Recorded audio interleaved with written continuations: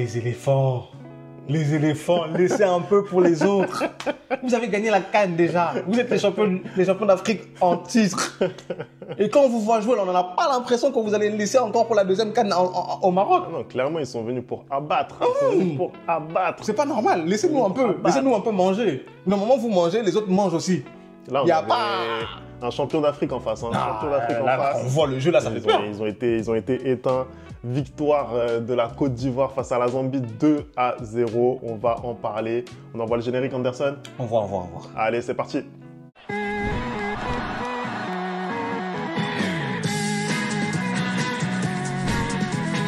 Allez les replayers, on espère que vous allez bien. On va parler tout de suite de ce match, donc rondement mené par les éléphants de Côte d'Ivoire. 2-0, score final. Anderson, il n'y a rien à dire. C'est incroyable ce qu'ils nous ont proposé. Une leçon, hein, tout simplement. Franchement, c'est simple. Depuis la Coupe d'Afrique, le football que nous présentent les éléphants, c'est extraordinaire. Tu as vraiment l'impression qu'il y a eu un déclic depuis ce premier tour compliqué de la CAN chez eux. Hein. Depuis, ils ont trouvé la formule, hein, notamment avec Jean-Michel Seri au milieu de terrain. Et comment ça déroule. Parce que ce soir, le match qui te sort contre la Zambie, moi je ne vais pas le cacher parce que c'est quand même une finale, on se rappelle, c'est une finale de CAN hein, en 2013 où la Zambie s'impose face à la Côte d'Ivoire. Moi je me suis dit que ça allait être un match un peu plus compliqué. Mais les Ivoiriens, ils ont tellement maîtrisé le match. C'est incroyable. Je ne pense même pas que la Zambie a eu un seul momentum dans ce match-là. Et encore, les buts arrivent très tard. Hein, parce que normalement, en première mi-temps, il doit y avoir beaucoup plus de buts que ça. Il y a Anangra qui rate, il y a Oumar Diakité qui rate, hein, il y a plein de joueurs, il y a Guesson aussi qui rate devant. Et normalement, ils doivent déjà, dès la première mi-temps, avoir minimum 1 ou 2-0. Et c'est impressionnant la manière dont ils jouent. Franchement, moi, quand je les vois jouer, tu vois vraiment un champion d'Afrique. C'est-à-dire que le ballon, il circule. Hein, Emers Faé, je pense qu'il a trouvé la formule avec cette équipe-là. Et tu vois qu'ils sont constamment portés vers l'avant. Tu vois qu'ils n'ont pas peur du tout. Tu vois qu'ils jouent vraiment comme un champion. Là, c'était enfin le premier match où ils remettaient officiellement leur titre en jeu. Et de quelle manière, en fait? Parce que quand tu regardes le match, tu te dis que, mais en fait, ils sont pratiquement leur seul propre candidat à leur succession. C'est-à-dire que moi, je ne vois pas aujourd'hui quelle équipe africaine, en tout cas sur le continent africain, joue de cette manière-là. C'est impressionnant. C'est-à-dire que vraiment, ils déroulent, que ce soit en qualification de Coupe du Monde, ou que ce soit en match amical, ou que ce soit là en qualification de Coupe d'Afrique. Tu as une très très belle équipe de Côte d'Ivoire et en plus, il y a des absents. Hein. On rappelle que Seko Fofana n'est pas là. On rappelle que Sébastien Haller n'est pas là. Qu'est-ce que tu veux que je te dise en fait? Moi j'ai peur. Moi je dis la vérité, moi j'ai peur. Parce que moi je t'ai dit avant qu'on tourne la vidéo, je t'ai dit que normalement, généralement, le Cameroun gagne la CAN après la Côte d'Ivoire. Mais là je suis pas sûr en fait. Là je suis pas sûr. Ah, la belle famille, là, tenez-vous prêts parce que vraiment là, ce qu'on a en face de nous ce soir, c'est incroyable. C'est incroyable, une équipe de Côte d'Ivoire vraiment qui domine son sujet. Moi, ce qui me frappe avec les éléphants, c'est que on les a vus buter quand même sur cette équipe zambienne pendant au moins 1 heure dans cette partie. Le ballon ne voulait pas rentrer. Le ballon ne voulait pas rentrer et malgré ça, ça continue à attaquer. Il y a cette sérénité qu'on voit. Ils sont sûrs de leur jeu. En fait, on savait, c'était inéluctable. On savait que le ballon allait finir par rentrer. Au final, l'affaire, elle a été pliée en 10 minutes par monsieur Jean-Philippe Crasso. Crasso, bon, qui est un joueur, voilà, qui est un joueur... Tu peux le dire, Crasso est nul. Non, oui, non, moi j'étais en Côte d'Ivoire pendant la CAN. Crasso est nul. Si la Côte d'Ivoire a fini 3e de sa poule, c'est à cause de Crasso. C'est à cause de lui. Oui, il a raté trop de buts. Non. Après, voilà, c'est un honnête joueur de Ligue 2. Voilà, il a signé au Paris FC cette saison. Voilà, je pense qu'il va leur faire du bien. Peut-être il sera en Ligue 1 l'année prochaine, qui sait. En tout cas, c'est lui encore qui marque ses 2 buts pour la Côte d'Ivoire. Il fait du bien. En plus, à chaque fois qu'il marque, lui, il a la chance de marquer des beaux buts. Il en a encore mis 2. Il en met pas souvent, donc...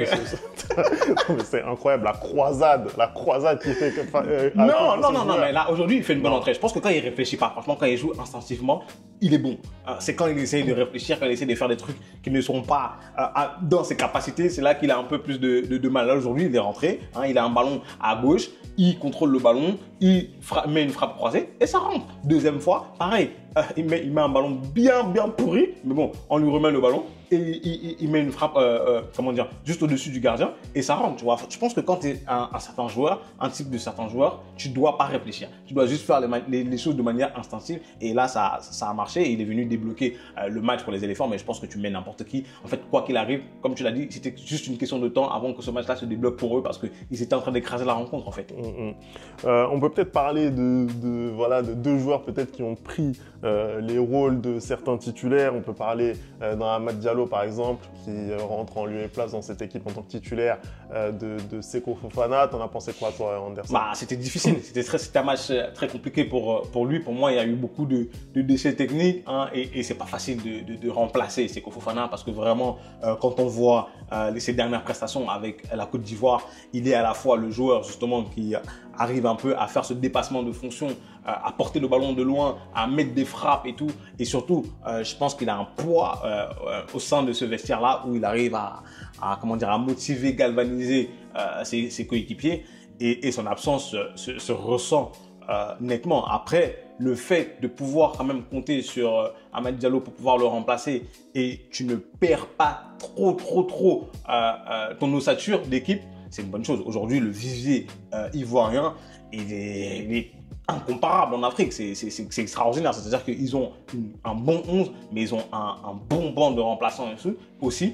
Et au final, même s'ils ne livrent pas une prestation à Seko Fofana, je pense que c'est peut-être pas ça qu'on attend de lui aussi. Il est quand même très solide. Non, je suis d'accord. Il y a eu aussi la presta de Evan Guessant en tant que numéro 9. On voit qu'il y a de la réserve dans cette équipe. Il y a 2 voire 3 joueurs par poste, donc il y a énormément de concurrence. Mais ce que Emers Faé a réussi à mettre en place en termes de jeu, je trouve que c'est ça qui est le plus intéressant parce que c'était Jean-Loup Gasset qui était là juste avant. Et honnêtement, moi j'attendais énormément de ce coach-là par rapport à ce qu'il avait pu faire dans les clubs où il est passé. C'est un entraîneur qui arrive quand même à mettre sa patte en termes de jeu. Il n'avait pas réussi à le faire. On voit la difficulté que c'est, surtout dans une sélection nationale, de mettre en place vraiment une identité de jeu marquée. Et c'est ce que Emers Faé il arrive à faire avec cette équipe qui déroule vraiment, qui roule même sur ses adversaires. Donc ça c'est positif. Anderson, on a une poule pour la Côte d'Ivoire dans ces éliminatoires qui est quand même relativement simple.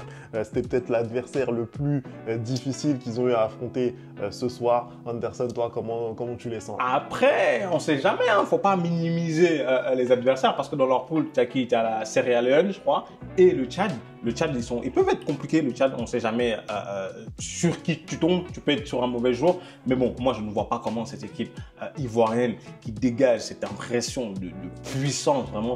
On est allé voir le match amical contre le Bénin. Un très, très beau match. D'ailleurs, j'avais été surpris par la prestation des Béninois. Hein. C'est plus les écureuils. Maintenant, c'est quoi? C'est les guépards. Les guépards, maintenant, ça a changé de nom. Allez, on va pas dire pourquoi. Mais oui, non, j'avais été surpris par leur prestation parce qu'ils avaient beaucoup gêné cette équipe de Côte d'Ivoire.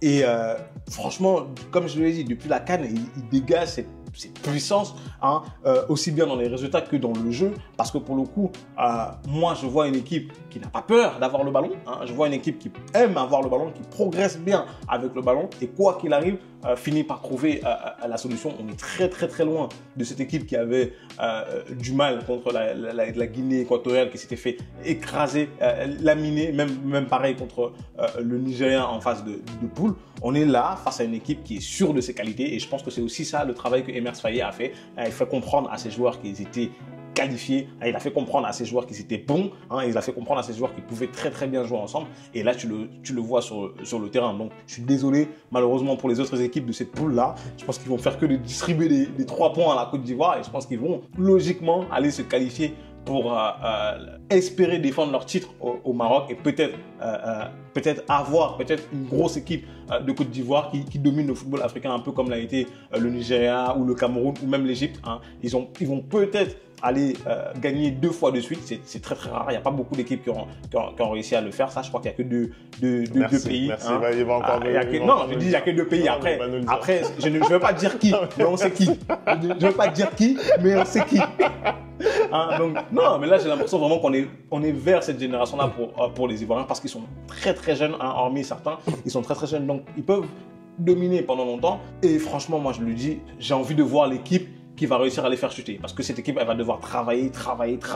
Hein, quand on voit qu'une équipe comme le Sénégal n'a pas réussi à les faire chuter, une équipe comme le Mali n'a pas réussi à les faire chuter, une équipe comme le Congo n'a pas réussi à les faire chuter, vraiment, cette équipe ivoirienne, moi j'attends de voir qui c'est qui va les battre. Peut-être que ce sera la belle famille. Avant de conclure Anderson, on est obligé de dire un mot quand même sur le numéro 10 ivoirien, sur le patron. Je suis obligé de le dire, le patron. Non, mais voilà. tu as raison. Tu as raison. Tu as raison. Le patron. Il est incroyable. Parce que c'est indécent ce qu'il fait avec un ballon. Son début de saison, que ce soit avec son club de Brighton ou là encore une fois avec la sélection, il est juste exceptionnel. Il est facile avec le ballon. Monsieur Simon Adingra, c'est incroyable ce qu'il fait. Ah, mais c'est impressionnant. Je pense que c'est le mot. Hein, je pense que c'est le mot même de cette équipe. Je pense impressionnant. Et je pense même que ce sera la miniature de la vidéo. Impressionnant. Voilà, parce que vraiment, à son âge, être aussi fort, et tu l'as dit, hein, c'est non seulement en sélection, mais aussi en club. Dès qu'il a le ballon, il se passe quelque chose. Hein. On avait déjà vu, quand on a fait les débriefs pendant la CAN, on s'est dit, mais ce petit-là, il est exceptionnel. Moi, quand je l'ai vu jouer, parce que moi, c'est à ce moment-là que je l'ai découvert, pendant la CAN, je dis, mais c'est pas possible. Comment chaque fois qu'il a le ballon, il a le bon dribble, hein, il a la bonne passe. Hein, là encore, pendant tout le long du match, il offre pas mal de caviar. Je pense que ses coéquipiers ont beaucoup gâché, hein, notamment le Wourourou préféré. Voilà, il a pas mal, Oumar Diakité, il a pas mal gâché d'occasions, alors qu'il y avait des belles passes de Adingra. Franchement, il a un futur extraordinaire. Et je pense que bientôt, on va commencer à construire cette équipe ivoirienne peut-être autour de lui, parce que l'apport qu'il a, c'est exceptionnel. C'est une dinguerie, parce que je crois que le premier but encore, c'est une passe décisive de sa part, non, il me semble. Voilà, tu vois. Donc, il est continuellement dans la progression. C'est-à-dire que même, on l'avait laissé à la CAN où il rentrait souvent, il faisait des rentrées, des trucs comme ça. Là, c'est un titulaire indiscutable de cette équipe-là. Et je pense que c'est une pierre maintenant angulaire de cette équipe-là. Et je pense que Emerse Faé, il peut être content d'avoir un tel joueur dans son effectif. Bon, je pense qu'on a fait le tour Anderson. Pas grand-chose à dire à part que la Côte d'Ivoire est au-dessus. Et laisser les gens gagner aussi. Non, laissez un peu les gens gagner. Donnez-nous un peu l'impression qu'on peut vous battre. Il y a quoi? Prochain match pour les éléphants de Côte d'Ivoire, ce sera face au Tchad pour déjà prendre une grosse option sur la qualification pour cette CAN 2025. Merci d'avoir regardé cette vidéo. On n'oublie pas les bonnes habitudes, @lereplayfoot. Et nous, on se retrouve très vite pour une nouvelle vidéo. Ciao.